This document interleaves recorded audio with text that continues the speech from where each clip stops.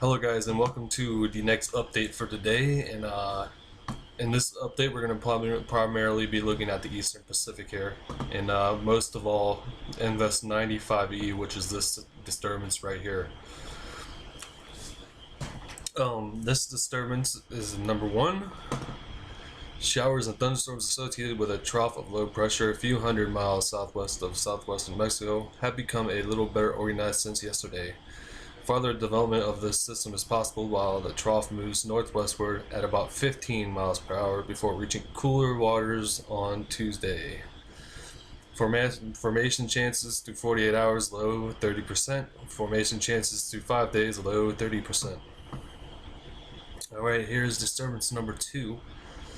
It is an area of low pressure that is likely to form a few hundred miles southwest of the Gulf of Tehuantepec. My my Spanish is not all that well, so forgive me if I butchered that. By the middle of the week, environmental conditions are then forecast to be conducive for slow development while the system moves west northwest at 10 to 15 miles per hour, well south of Mexico. Formation chances in 48 hours is 0%, and the formation chances in 5 days are 20%. Alright, here is the information on Invest 95E. The location is 17.5 north, 108.5 degrees west. The maximum sustained winds are 25 knots, which is equivalent to 30 miles an hour. The minimal central pressure is 1,006 millibars. Environmental pressure is 1,008 millibars. Radius of circulation is 200 nautical miles. Radius of maximum wind is 60 nautical miles. Let's take a look at the GFS ensembles here. And some of them have this going down to a tropical storm, maybe. Some of these ensemble members here going into like 24 to 48 hours, which 1004 is practically borderline tropical storm. It just had, at this moment, it does have a lot of convection to the system. We just got to have that all wrap around one low pressure sensor for this to go anywhere. Alright, let's take a look at an intensity guidance here.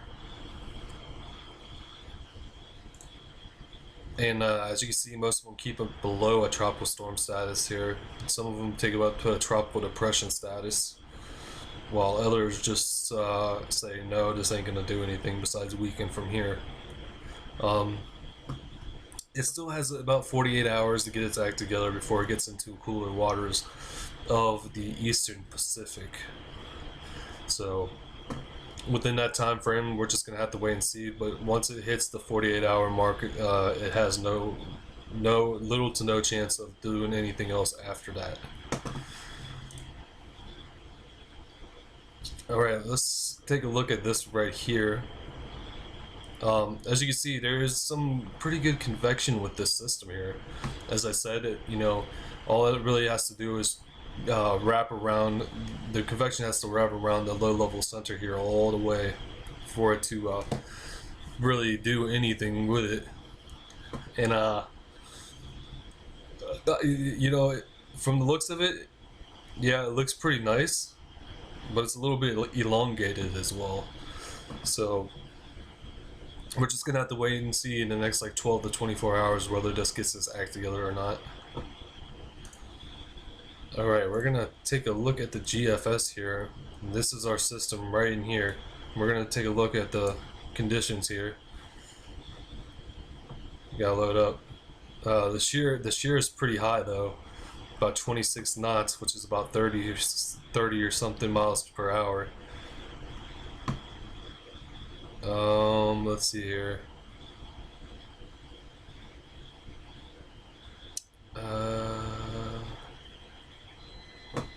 Yeah, but here's our system right in here. So we're gonna go out on time. See, the GFS picks it up as 1,003 millibars, which is pretty much a tropical storm, it's a low-end tropical storm. Let's say that. But the way these isotherms are looking, it's not really all that organized. So 1005, and as you can see, more of these isotherms start to show up in here. as this is like showing that it's trying to get its act together going forward. And then by 108 hours, it just goes kaput. And here, since this is 5 days out, here's our next 2 areas, maybe even 3 areas to watch in the Eastern Pacific. Now I would go into the long range, but that's Fantasyland, and in Fantasyland, it shows a pretty powerful hurricane coming into the Eastern Pacific, and one of these storms going into the Baja Peninsula here. So I'll keep on top of that and see if it actually verifies going forward. But until then, we're gonna watch out for the European here, as this is our system right in here. You can tell by the way these wind barbs are in here. So as you can see, the isotherm closes off at 24 hours, and it tries to actually do something with itself at 72 hours.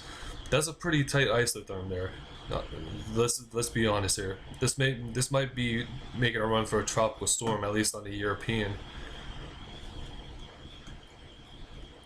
And then hour and 20, it's pretty much gone. So yeah, that's the update on 95E and the future 5-day forecast for that basin. Anyways, I want to thank you guys for watching, and have a nice night.